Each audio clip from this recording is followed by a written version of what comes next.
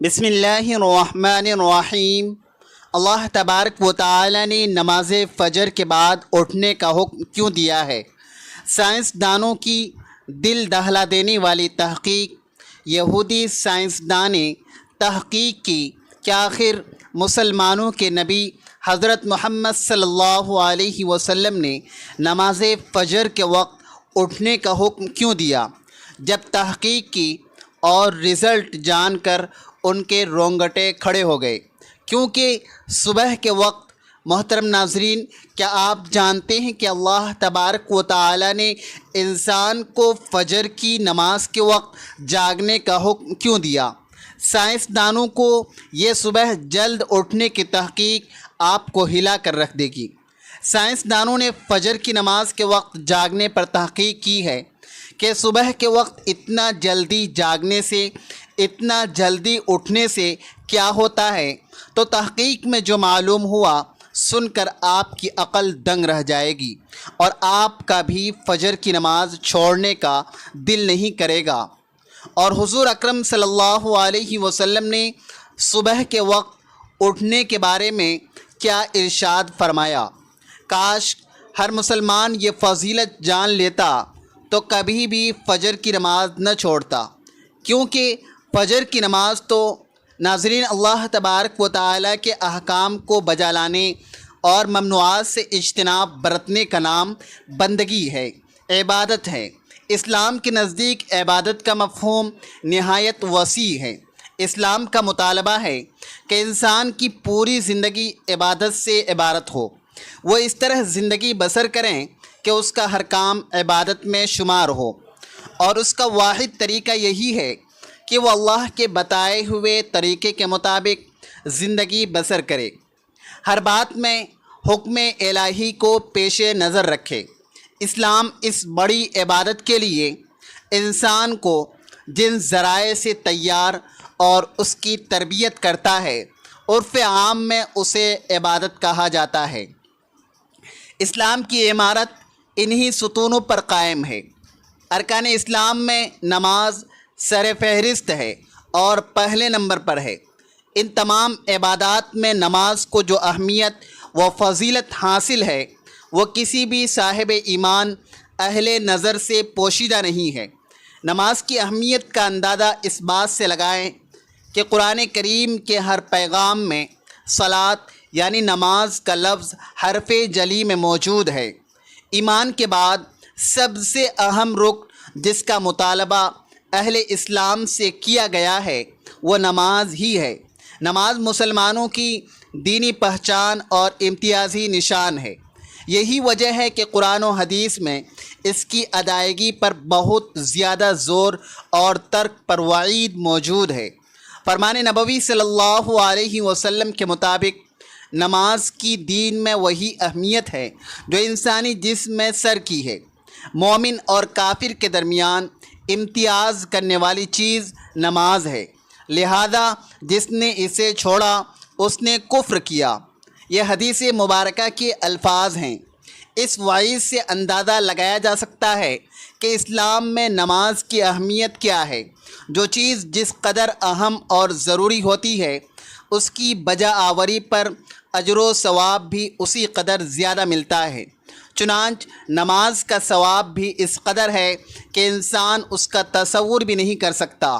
لیکن 5 وقتہ نمازوں میں فجر کی نماز کی اہمیت و فضیلت سب سے نمایاں ہے، اور اس کی ادائیگی پر اجر و ثواب بھی دیگر 4 نمازوں سے زیادہ ہے۔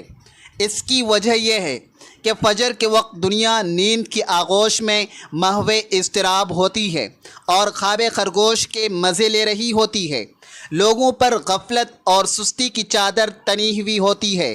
ایسے میں نرم و گرم آرام دہ بستر کو چھوڑ کر اللہ تبارک و تعالی کی اطاعت و محبت میں بارگاہ الہی میں سجدہ ریز ہونا بڑا پرمشقت اور نفس کو زیر کرنے جیسا مشکل کام ہے۔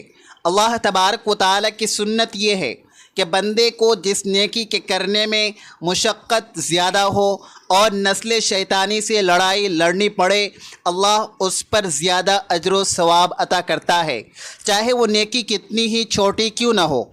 قرآن و حدیث سے بھی نماز فجر کی قرأت اور تلاوت قرآن کی اہمیت اجاگر ہوتی ہے، جس سے وقت فجر اور نماز فجر کی اہمیت کا پتہ چلتا ہے۔ سورہ بنی اسرائیل میں فرمایا ہے، فجر کا قرآن، بے شک فجر کی نماز میں پڑھا جانے والا قرآن، اس سے وقت فجر کے تمام انوار و تجلیات اور قرآنی فیوز و برکات متشکل ہو کر اللہ کے وجود اور اس کی وحدانیت کی گواہی دیتے ہوئے محسوس ہوتے ہیں۔ احادیث نبوی سے بھی نماز کی اہمیت و فضیلت اور نورانیت کا پتہ چلتا ہے۔ آپ صلی اللہ علیہ وسلم نے فرمایا کہ فجر کی 2 رکعت سنتیں دنیا اور دنیا کی ہر چیز سے افضل ہے۔ قرآن و حدیث اور اسلامی لٹریچر میں دنیا سے مراد مشرق و مغرب، شمال و جنوب کا کرۂ ارض نہیں، بلکہ دنیا سے مراد یہ کائنات اور اس کی تمام تر نعمتیں، خزانے، دولت اور ثروت اور حکومت اور سلطنت مراد ہے۔ سوچئے، جب فجر کی 2 رکعت سنتوں کی یہ فضیلت ہے کہ پوری دنیا کی نعمتیں اور خزانے اس کے سامنے ماند اور پھیکے پڑ جاتے ہیں، تو پھر فجر کی نماز کا کیا عالم ہوگا۔ صحیح مسلم کی روایت میں ہے کہ رسول اللہ صلی اللہ علیہ وسلم نے فرمایا، جو شخص فجر کی نماز پڑھ لیتا ہے وہ اللہ تبارک و تعالیٰ کے ذمے میں آ جاتا ہے، یعنی جو شخص نماز فجر کا فریضہ ادا کر لیتا ہے وہ اللہ کی حفاظت میں آ جاتا ہے اور اسے کوئی بھی چیز نقصان نہیں پہنچا سکتا۔ بخاری مسلم ہی کی ایک روایت میں ہے کہ جس نے 2 ٹھنڈے وقت کی نمازیں فجر اور عصر ادا کر لی وہ جنت میں داخل ہوگا، یعنی آپ صلی اللہ علیہ وسلم نے فجر اور عصر ادا کر لینے والے کو جنت کی بشارت سنائی۔ ایک اور روایت میں ہے کہ رسول اللہ صلی اللہ علیہ وسلم نے فرمایا، جو شخص عشاء کی نماز با جماعت ادا کرے گا اسے آدھی رات کے قیام کا ثواب ملے گا۔ جو عشاء و فجر کی نماز با جماعت ادا کرے گا اس کے لیے پوری رات کے قیام کا ثواب ہوگا۔ نماز فجر کی ادائیگی میں ہماری سستی و غفلت اور کاہلی و کوتاہی انتہا کو پہنچی ہوئی ہے۔ کوئی بھی موسم ہو، بقیہ 4 نمازوں کے مقابلے میں فجر میں نمازی بہت کم تعداد میں ہوتے ہیں۔ یہی حال گھروں میں خواتین کی نماز فجر کا ہے۔ فجر میں وہ اہتمام نہیں ہوتا جو بقیہ 4 نمازوں کی ادائیگی میں ہوتا ہے۔ موسم گرما میں راتیں چھوٹی ہونے کا بہانہ اور موسم سرما میں صبح سردی کا عذر نماز میں کوتاہی اور غفلت کے سلسلے میں اللہ تبارک و تعالیٰ کے ہاں ناقابل قبول ہوگا۔ ہم میں سے اکثر لوگ ایک شکوہ ہمیشہ رہتا ہے کہ روزی میں برکت نہیں، گھر میں برکت نہیں، کتنے ہی کما لیں پتہ ہی نہیں چلتا کہ کہاں گیا۔ ہر وقت کوئی نہ کوئی پریشانی رہتی ہے، کبھی بیماری تو کبھی کوئی اور تنگی۔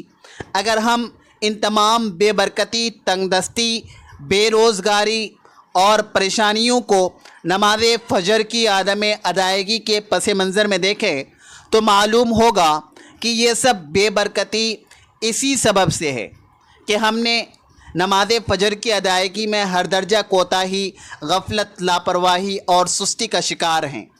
رسول اللہ صلی اللہ علیہ وسلم کے متعدد احادیث میں موجود ہیں جن میں رزق کی تقسیم و فراوانی اور برکت کو نماز فجر کی ادائیگی سے مشروط کیا گیا ہے۔ فرمان نبوی صلی اللہ علیہ وسلم کا مفہوم ہے کہ رزق تقسیم کرنے والا فرشتہ ہر صبح فجر کے وقت بندوں کا رزق لے کر زمین پر اترتا ہے، لہٰذا جو دروازہ فجر کے وقت کھلا ہوتا ہے فرشتہ اس کا رزق دروازے پر رکھ کر چلا جاتا ہے، اور جو دروازہ فجر کے وقت بند ہوتا ہے فرشتہ اس کا رزق واپس لے کر چلا جاتا ہے۔ اس فرمان نبوی صلی اللہ علیہ وسلم میں فجر کے وقت دروازہ کھلا ہونے کا مطلب یہ ہے کہ جس گھر کے افراد صبح فجر کے وقت بیدار ہو کر نماز فجر ادا کرتے ہیں انہیں ان کا رزق عطا کر دیا جاتا ہے۔ دروازہ بند ہو جانے سے مراد یہ ہے کہ جس گھر رہنے والے صبح فجر کے وقت سوتے رہتے ہیں اور نماز فجر کی ادائیگی میں غفلت و کوتاہی کے مرتکب ہوتے ہیں، انہیں ان کے رزق سے محروم رکھا جاتا ہے۔ ہم میں سے اکثر نماز فجر خصوصاً اور دیگر نمازوں کو عموماً چھوڑ کر اپنے گھروں میں خیر و برکت کے لیے قرآن خوانی، لوح قرآنی کی تعویذ آویزہ کرنے جیسے نیک کاموں کی طرف متوجہ ہوتے ہیں۔ اس سے تو انکار نہیں ہے کہ بلا شبہ ان تمام کاموں میں برکت کا عنصر موجود ہے، لیکن قرآن خوانی، لوح قرآنی کے نقش گھر میں آویزہ کرنے سے خیر و برکت کا ہونا نماز کی ادائیگی سے مشروط ہے۔ ہر خیر و برکت کے سوتے نماز سے پھوٹتے ہیں۔ اللہ تبارک و تعالی کی نعمتوں اور برکتوں اور رزق کے دریا نماز کی ادائیگی سے ہی بہتے ہیں۔ اس کے ساتھ یہ عمل بھی اہم ہے کہ فجر کے علاوہ بقیہ 4 نمازوں میں بھی خیر و برکت نماز فجر کی ادائیگی سے ہی مشروط ہے، اس لیے کہ خیر و برکت کا آغاز نماز فجر کی ادائیگی سے ہی ہوتا ہے۔ یاد رکھیں، نماز فجر کی کوتاہی اور غفلت اور نماز نہ پڑھنا گھر کی نحوست کی علامت کا آغاز ہے۔ تو رسول اللہ صلی اللہ علیہ وسلم نے ایسے مسلمان کو خبیث، منافق قرار دیا ہے۔ آپ صلی اللہ علیہ وسلم نے فرمایا کہ ایسے شخص کو میرا دل چاہتا ہے کہ آگ لگا کر جلا دوں۔ ناظرین، کبھی آپ کے ذہن میں یہ سوال آتا ہے کہ اللہ تبارک و تعالی نے ہمیں فجر کے وقت جاگنے کا حکم کیوں دیا ہے؟ کیا فجر کا وقت صرف نماز پڑھنے کا وقت ہوتا ہے یا اس وقت کے پیچھے کوئی پوشیدہ راز ہے؟ وہ راز کیا ہے؟ اس راز کو جاننے سے پہلے ضروری ہے کہ ہم نماز کے بارے میں جانیں، جو ہم پر دن میں 5 مرتبہ پڑھنا فرض کی گئی ہے۔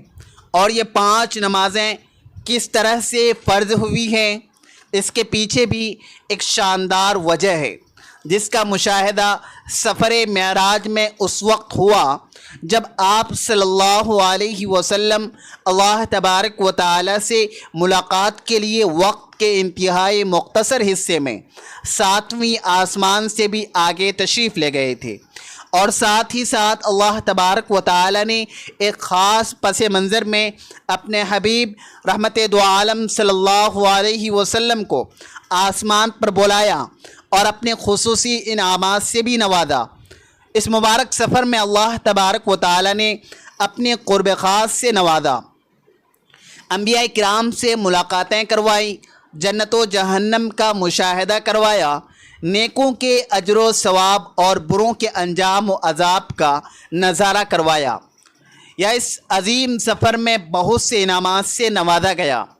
ان میں سے ایک خاص انعام امت کے لیے نماز کا تحفہ بھی ہے، اور قیامت تک انسانوں کو اپنے محبوب اور خالق سے قریب تر کرنے کا عظیم تحفہ اور عبادت یعنی نماز اس سفر میں ادا کی گئی۔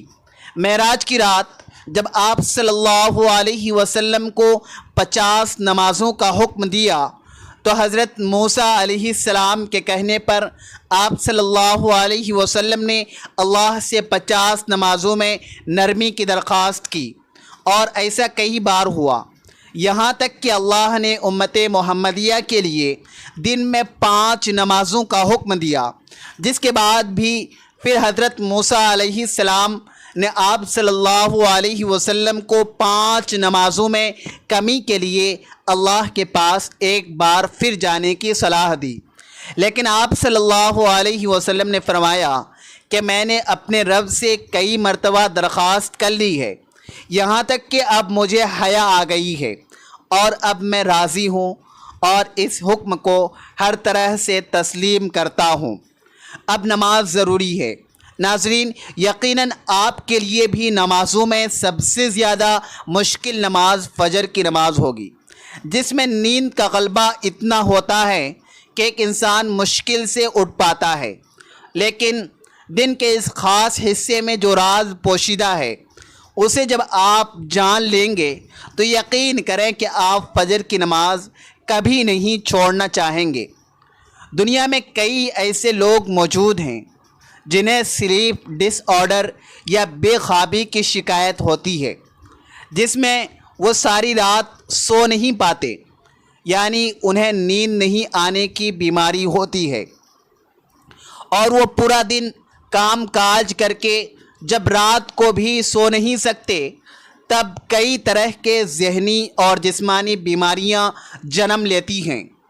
اور اس سلیپ ڈس آرڈر کا شکار آج ہر دوسرا تیسرا انسان ہو رہا ہے، جس کی بڑی وجہ اللہ کے احکامات کو پیچھے چھوڑ کر دنیا کی رنگینیوں کے پیچھے بھاگنا ہے۔ ساری رات جاگنے کے بعد فجر کے قریب کچھ دیر نیند آ جاتی ہے، لیکن وہ نیند جسم کو پرسکون نہیں کرتی، جس کی وجہ سے اکثر لوگ جاگتے جاگتے اور ہر قسم کی دوائیوں کے استعمال کے باوجود جب سو نہیں پاتے تو اللہ سے یہ سوال ضرور کرتے ہوں گے کہ اے اللہ مجھے نیند کیوں نہیں آتی، آخر کیا وجہ ہے؟ بہت کم لوگ ہوتے ہیں جو اس کیفیت میں اپنے اندر پیدا ہونے والی اس آواز کو سن پاتے ہیں جس میں ان سے کہا جاتا ہے کہ بستر سے نکلو، نماز پڑھو، اللہ کا ذکر کرو، اور یقین کریں جو اس آواز کو سن پاتے ہیں اور اس پر عمل کرتے ہیں انہیں تا حیات کبھی بھی سلیپ ڈس آرڈر کی شکایت نہیں ہوگی۔ حدیث پاک میں آتا ہے کہ اس میں آپ صلی اللہ علیہ وسلم نے فرمایا، رات اور دن میں فرشتوں کی ڈیوٹی بدلتی رہتی ہے، اور فجر اور عصر کی نماز میں ڈیوٹی پر آنے والے فرشتے اور جانے والے فرشتے ایک دوسرے سے ملتے ہیں، پھر تمہارے پاس رہنے والے فرشتے جب اوپر چڑھتے ہیں تو اللہ تبارک و تعالی پوچھتا ہے، حالانکہ وہ ان سے بہت زیادہ اپنے بندوں کے متعلق جانتا ہے، کہ میرے بندوں کو تم نے کس حال میں چھوڑا؟ تو جواب دیتے ہیں کہ ہم نے جب ان کو چھوڑا تو وہ فجر کی نماز پڑھ رہے تھے، اور جب ان کے پاس گئے تو تب وہ عصر کی نماز پڑھ رہے تھے۔ فجر اور عصر کی نمازوں کے اوقات میں سونے سے منع کرنے کے پیچھے بھی ایک بڑی وجہ ہے، اور وہ یہ ہے کہ سائنس کہتی ہے کہ صبح سورج طلوع ہوتے وقت اور شام کو غروب ہونے سے پہلے سونا نہیں چاہیے، کیونکہ صبح کے وقت زمین پر آکسیجن بہت زیادہ مقدار میں ہوتا ہے، جس وقت ماحول تر و تازہ ہوتا ہے، اور یہ آکسیجن آپ کو دن بھر فٹ رکھنے کے لیے انتہائی ضروری ہوتی ہے۔ جو اس وقت سو جاتا ہے تو وہ اس تازہ آکسیجن سے محروم رہ جاتا ہے، اور عصر کے وقت زمین پر آکسیجن کی کمی ہو جاتی ہے، تو اگر کوئی سو جاتا ہے تو اس کو آکسیجن کی مقدار کم ہی مل پاتی ہے، جس کی وجہ سے جب وہ جاگتا ہے تو اس کے سر میں درد اور طبیعت بوجھل ہو جاتی ہے، اور یہی بڑی وجہ ہے کہ دین اسلام میں ان دونوں اوقات میں سونے سے منع فرمایا گیا ہے۔ رسول کریم صلی اللہ علیہ وسلم نے فرمایا، طلوع شمس سے پہلے اور غروب آفتاب سے پہلے نماز ادا کرنے والا جہنم میں ہرگز داخل نہیں ہوگا۔